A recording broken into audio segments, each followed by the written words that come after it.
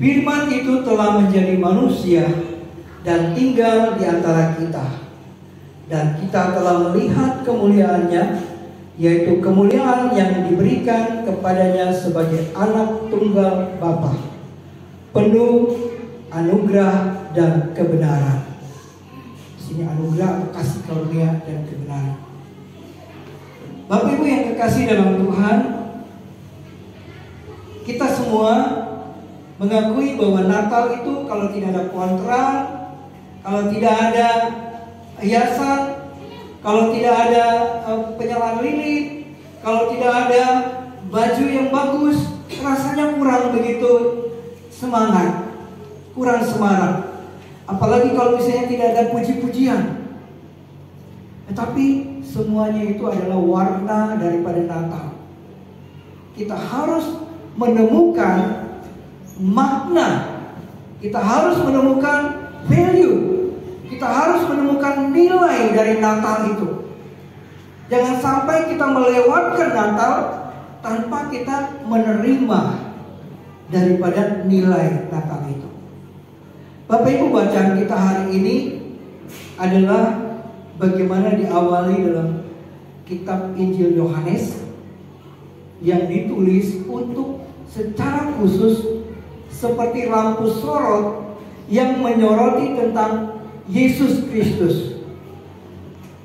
Karena pada saat itu salah satu aliran atau ajaran yang mempengaruhi orang Kristen tentang Yesus Kristus adalah ajaran Gnostik yang menyerang secara khusus tentang Yesus Kristus yang menjadi manusia. Mereka tidak percaya. Mereka katakan tidak mungkin, bagaimana Allah mau jadi manusia dengan menggunakan tubuh yang jahat.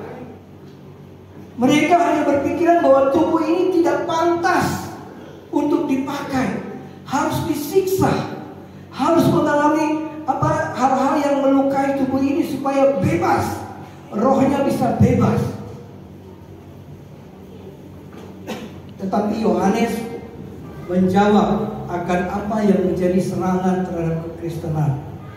Yohanes memberikan kepada kekristenan tentang siapa Yesus Kristus itu.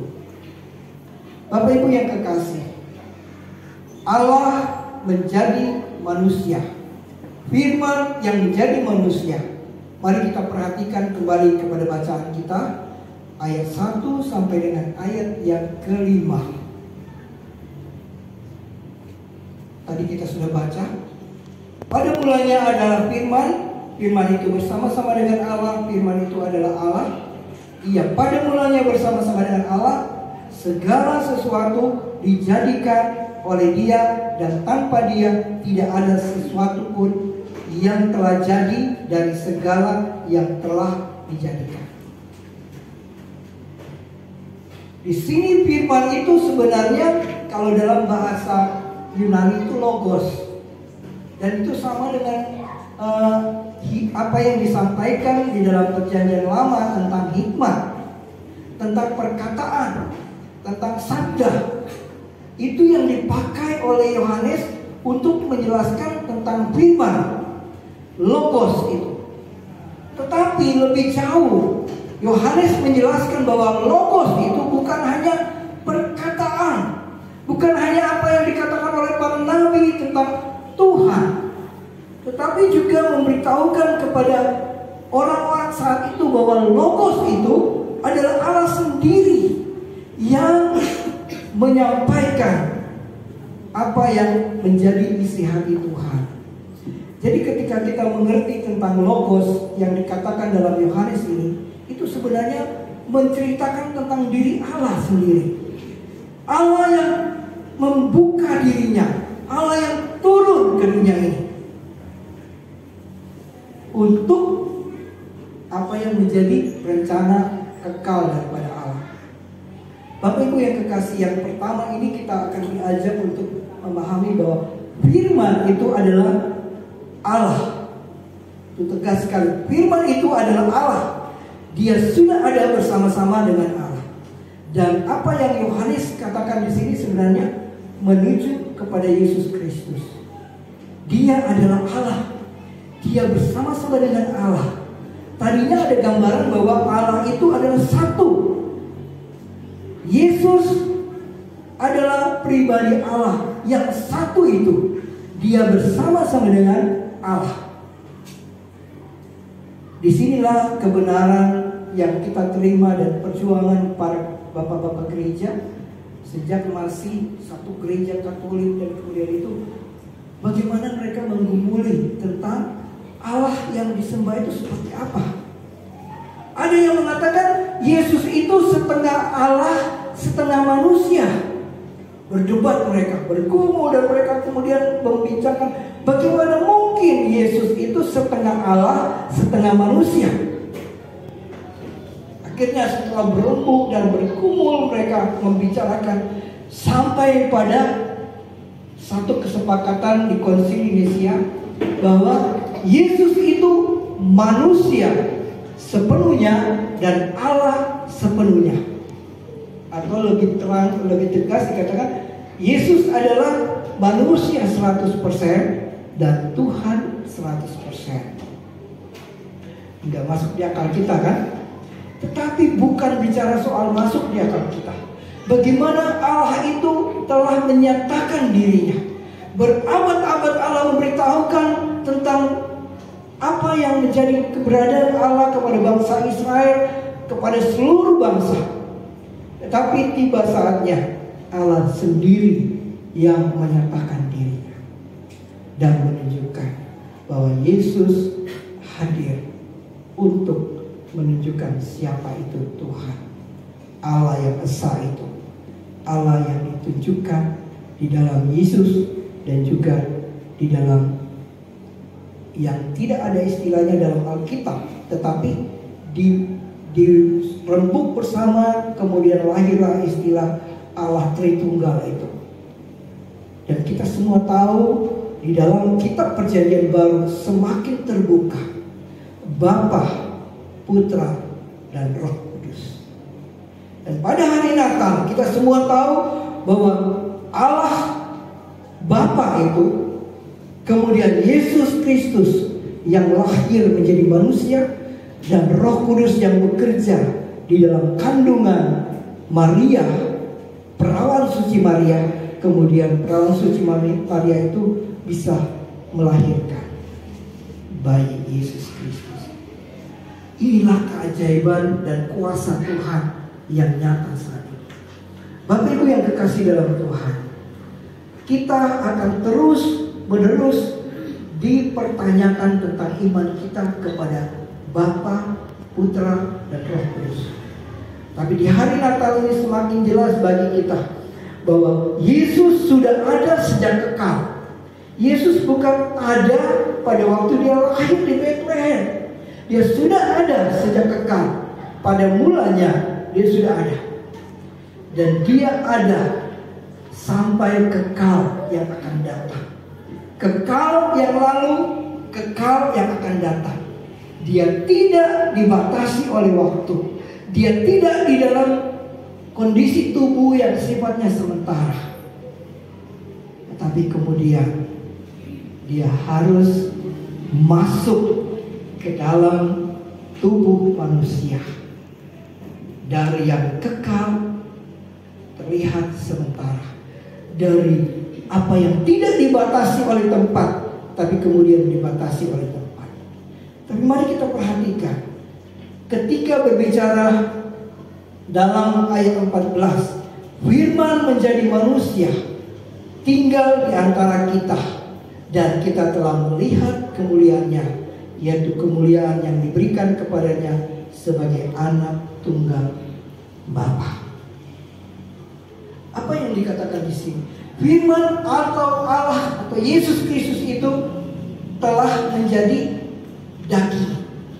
Dalam bahasa yang begitu, daging, dan ada kaitannya dengan unsur tubuh manusia. Jadi ada darah, ada daging. Dan sinilah Bapak Ibu kita memahami bagaimana Allah itu masuk di dalam tubuh manusia, masuk secara khusus melalui diri Yesus Kristus di dalam tubuh manusia. Dan ketika berbicara ini saya sedikit mengajak kita untuk melihat ketika malaikat berkata kepada Maria, Maria, engkau dikaruniai, engkau khusus di antara sekian banyak wanita. Dan ketika dikatakan bahwa engkau akan mengandung seorang anak laki-laki dan engkau akan menamai dia Yesus. Maria kemudian bingung, bagaimana mungkin aku dapat mengandung sedangkan aku belum bersuami. Secara wajar seorang wanita harus punya suami, mereka menikah, mereka kawin, dan kemudian ada peluang untuk punya anak. Tapi Maria belum. Tetapi malaikat itu mengatakan engkau akan mengandung. Terus apa yang Tuhan katakan? Malaikat itu katakan bahwa engkau akan mengandung dari Roh Kudus. Dan Maria merenungkan. Malaikat itu mengatakan tidak ada yang mustahil bagi Tuhan. Ya, termasuk kehadiran Yesus Kristus melalui kandungan perawan Maria. Dan inilah yang membedakan tubuh Yesus Kristus dengan tubuh manusia lainnya. Karena Yesus Kristus lahir dari perawan Maria, bukan dari benih laki-laki, tapi dari Roh Kudus. Dan beda dengan kita semua yang lahir dari benih laki-laki, kita adalah perjuangan daripada sel sperma itu untuk merebut perjuangan sampai terjadi di sel telur dan kemudian menjadi bakal anak. Tapi bayi Yesus bukan dari sel sperma laki-laki, tapi dari Roh Kudus.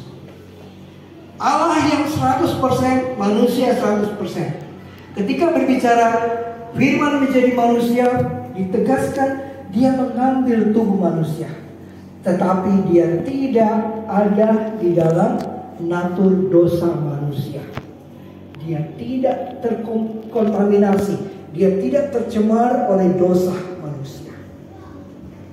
Perawan suci Maria menjadi media yang Tuhan pakai untuk bayi itu lahir. Nah, Bapak Ibu yang kekasih, disinilah kita melihat bagaimana Tuhan bekerja. Tidak ada yang mustahil bagi Tuhan, termasuk kelahiran Yesus Kristus menjadi manusia. Dia adalah Tuhan yang menjadi manusia.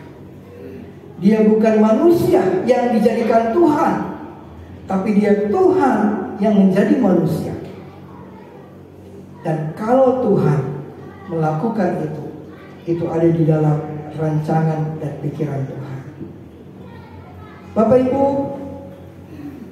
Rasul Paulus pernah mengingatkan jemaat Filipi, katakan dalam Filipi pasal 2 ayat 5. Dalam hidupmu bersama hendaklah kamu mengenakan pikiran dan perasaan yang terdapat juga di dalam Yesus Kristus.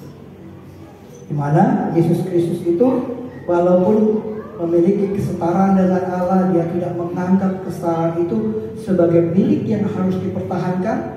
Dia mengosongkan dirinya dan mengambil rupa seorang manusia, dan dalam keadaan sebagai manusia dia setia dan sampai mati. Mengingat bagian itu, kehidupan kita orang Kristen saat ini harusnya membawa pikiran dan perasaan yang terdapat di dalam Yesus Kristus.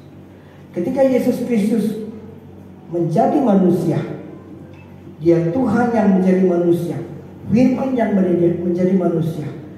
Dia rela mengosongkan dirinya, melepaskan keilahiannya untuk mengenakan kemanusiaannya untuk hadir di dunia ini.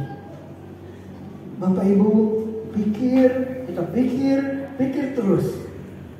Tapi jauh sebelum kita memikirkan itu sudah banyak para orang-orang percaya bergumul tentang ini. Tapi Yohanes adalah saksi mata. Yohanes yang saat itu melihat Yesus Kristus. Dia katakan bahwa Yohanes bersaksi Dia berseru, inilah dia yang kumaksudkan ketika kemudian daripada aku ada sebelum aku, mendahului aku, sebab dia telah ada sebelum aku. Ini Yohanes Pembaptis yang mengatakan bahwa Yesus telah ada sebelum dia. Ayat 16 dikatakan, karena dari kepenuhannya kita semua telah menerima anugerah demi anugerah, kasih karunia demi kasih karunia. Apa yang digambarkan di sini bahwa hanya anugerah Tuhan, hanya kasih karunia Tuhan. Tidak ada sesuatu pun pikiran kita, ide kita, kekuatan kita untuk bisa membuat sebuah statement tentang Yesus menjadi manusia. Itu hanya anugerah Tuhan. Itu hanya kasih karunia. Manusia sehebat apapun, sepintar apapun akan mengakui bahwa akibat dosa manusia tidak punya daya apa-apa. Sebab dosa manusia itu upah dosa maut, sehingga manusia kehilangan kemuliaan Allah. Tidak punya kekuatan. Dan akibat dosa itu manusia ada dalam kegelapan, buta secara rohani, hidup kelihatannya hidup tetapi bagaikan mayat yang hidup. Tidak punya jalan kemana dia pergi. Banyak orang di dunia bergumul hidup ini. Saya hidup untuk apa? Kalau saya hidup berjuang, sukses melakukan ini, nanti saya mati. Pada waktu saya mati, apa yang akan terjadi? Ketika diperhadapkan dengan kematian, semua orang akan selalu bertanya, saya akan kemana? Tetapi ketika kehadiran Yesus ini, Yohanes menegaskan bahwa di dalam dia ada hidup. Karena dia pencipta dan hidup itu adalah terang manusia. Ketika Yesus hadir, ada hidup. Ada sesuatu yang akan memberikan kepada kita bahwa kita bukan hidup sekedar hidup. Di dalam Yohanes pasal 10, aku datang, pencuri datang untuk mencuri dan membunuh dan membinasakan. Tetapi Yesus katakan, aku datang supaya mereka memiliki hidup dan memilikinya dalam segala kelimpahan. Dan itulah jawaban yang diberikan di dalam kitab Yohanes ini. Bapak Ibu, kita tidak ada waktu untuk membaca lebih banyak. Tapi kitab Yohanes ini mengatakan Yesus adalah jalan, kebenaran, dan hidup. Di kitab Yohanes juga ini mengatakan bahwa Yesus adalah terang dunia. Yesus adalah kebangkitan dan hidup. Yesus juga di situ dikatakan sebagai pokok anggur. Yesus juga dikatakan bahwa dia adalah yang awal dan akhir. Dan Yesus juga yang menjadi jawaban bagi kehidupan. Yohanes menuliskan ini untuk menolong kita, orang-orang percaya kepada Kristus, untuk menghadapi tantangan demi tantangan yang mempertanyakan siapa Yesus. Pada saat ini Bapak Ibu, saya ingin kembali kita apa yang diungkapkan bahwa Yesus adalah terang, dan terang itu sudah ada di dalam dunia ini, dan kegelapan tidak menguasainya. Kegelapan apapun bentuknya, kuasa kegelapan, jalan yang gelap, hidup yang tanpa harapan, dan segala sesuatu tidak menguasai Yesus yang adalah terang dunia. Dan disinilah kita sangat bersyukur bahwa kita menemukan jalan dan hidup yang kekal, terang yang ada itu. Bapak Ibu yang kekasih, akhirnya di dalam ayat 12, ayat ini menjadi ayat penting buat kita ketika kita merespon di hari Natal ini. Namun semua orang yang menerimanya diberinya kuasa untuk menjadi anak-anak Allah, yaitu mereka yang percaya dalam namanya. Orang-orang yang dilahirkan bukan dari darah atau dari keinginan jasmani, bukan pula oleh keinginan seorang laki-laki, melainkan dari Allah. Ketika kita membuka hati menerima Yesus, percaya dalam namanya, kita adalah disebut sebagai anak-anak Allah. Yesus anak Allah, Yesus putra Allah. Dia lahir di kandang Bethlehem. Dia memberikan pengharapan. Ketika kita menerimanya, kita pun disebut sebagai anak-anak Allah. Kita menerima hidup yang daripada Yesus itu, kita menerima hidup yang daripada Allah, dan kita juga menerima hal-hal yang sudah disediakan oleh Allah. Di dalam Efesus pasal 1, berkat rohani yang tersedia buat kita. Tapi jauh lebih besar di hari Natal ini, Bapak Ibu, sudahkah kita membuka hati kita buat Yesus Kristus secara pribadi? Karena bila kita belum buka hati buat Dia, Natal itu hanya seperti peristiwa biasa saja. Tetapi biarlah Dia hadir di hati kita. Dia ada di hidup kita. Karena kita akan melihat kemuliaannya, kita akan melihat keagungannya, kita akan melihat keunikan Yesus Kristus. Dia Allah dan Dia juga manusia. Dan itulah cara Allah untuk menolong manusia, cara Allah untuk menyelamatkan manusia. Ada pengkhotbah mengatakan, kan gampang saja kalau Allah mau menyelamatkan manusia, Dia berikan bencana, Dia berikan segala masalah, orang akan sadar dan kembali berseru kepada Tuhan. Tetapi akibat dosa manusia, orang akan semakin jahat. Orang tidak lagi mengenal Tuhan. Orang akan jauh daripada Tuhan. Cara Allah ialah Dia turun ke dunia. Dia mau menyapa kita semua. Dia mau merangkul kita semua. Ketika Yesus lahir, tujuan yang terbesar, Dia lahir untuk mati di kayu salib. Kadang pikiran kita, ngapain kalau Dia lahir kemudian Dia mati? Tapi itulah karya yang Tuhan lakukan. Dia harus lahir, Dia harus mati, tapi Dia akan bangkit. Dan ketika Dia bangkit, Dia naik ke surga, dan Dia akan datang lagi. Bapak Ibu, Natal tidak sampai di sini saja. Tapi Natal adalah peristiwa yang berkesinambungan setiap tahun sampai Tuhan Yesus datang kembali. Karena Dia sudah lahir, Dia sudah mati, Dia bangkit, Dia naik ke surga, dan Dia akan datang lagi. Dia akan datang sebagai Raja di atas segala raja. Apakah kita adalah anak-anak Allah yang siap menyambut Dia? Jangan lewatkan Natal kali ini. Biarlah Yesus lahir di hati kita. Biarlah Dia berdiam di hati kita. Dia ada di antara kita. Bapak Ibu, biarlah lagu-lagu Natal yang kita dengar akan selalu mengingatkan kita bahwa Allah sudah mengasihi kita. Allah mau menyelamatkan kita. Dan Dia sudah sediakan jalan di dalam Kristus. Biarlah ketika kita melihat lilin-lilin Natal, kita selalu ingat bahwa Yesus hadir menjadi terang bagi kita. Dia hadir untuk menerangi kita di tengah kegelapan dunia ini. Dia hadir untuk menerangi hati kita yang gelap.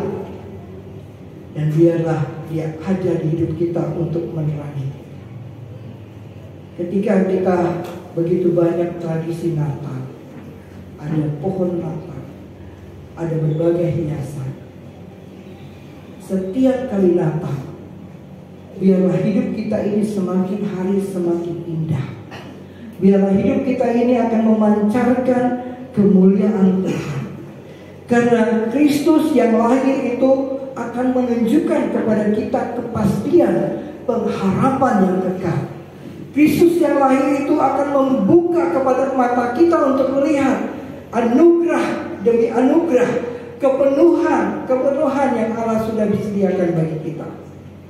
Jadi sebenarnya kita adalah orang-orang yang sangat beruntung, sangat berbahagia. Orang-orang yang tidak perlu dikuasai ketakutan lagi. Orang-orang yang sudah melihat sebuah pengharapan kemuliaan yang Tuhan buka bagi kita.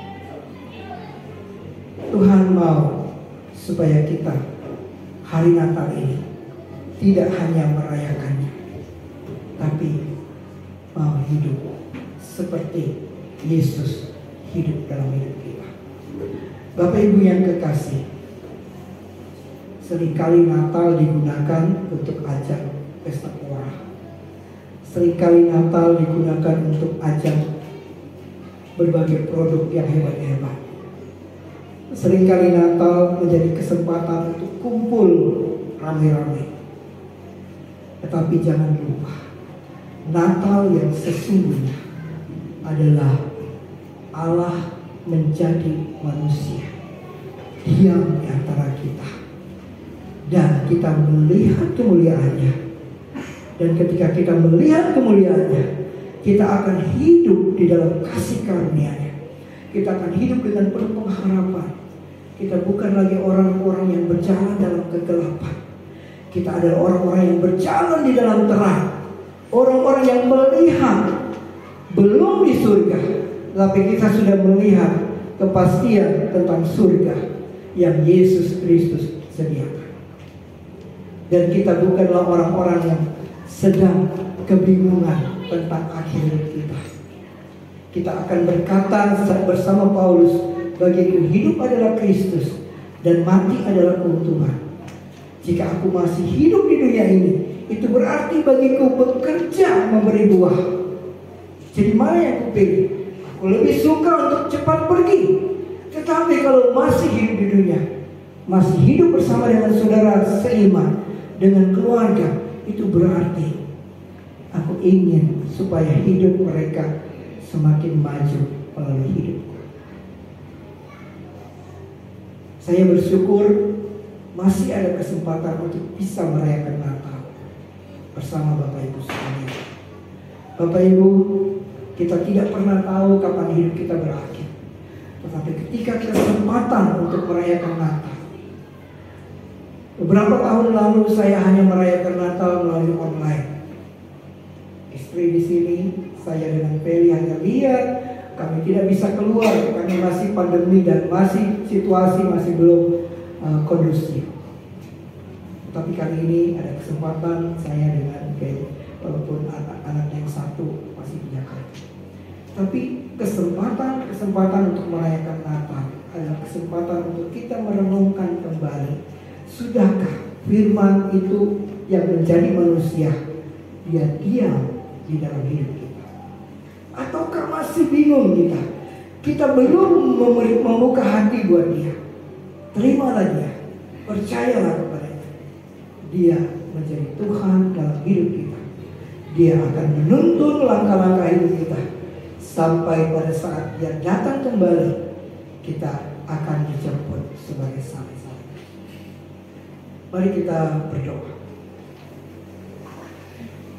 Kami bersyukur Bapa, Engkau boleh mengingatkan lagi, Natal bukan sekedar perayaan, tapi Natal adalah perjumpaan kami dengan Engkau ya Tuhan, yang telah menjadi manusia. Engkau yang telah mengambil tubuh manusia, Engkau telah datang untuk menyelesaikan masalah dosa kami. Engkau menjadi manusia untuk merasakan segala penderitaan kami, merasakan pergumulan kami dalam hal dosa. Tapi Engkau juga menyelesaikannya.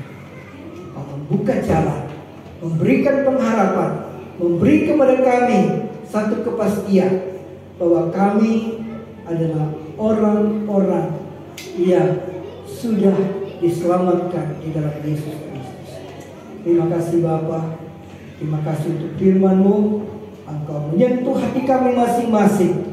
Berbicaralah kepada kami, sehingga ketika kami pulang atau merenungkan malam hari ini, dalam doa pribadi ataupun di dalam perenungan kami, Engkau berbicara kepada kami untuk hadir, dan kami bisa membuka hati dengan sungguh-sungguh kepada Tuhan. Terima kasih Bapa. Kami berdoa dan bersyukur di dalam nama Tuhan Yesus, Juru Selamat kami yang hidup. Amin.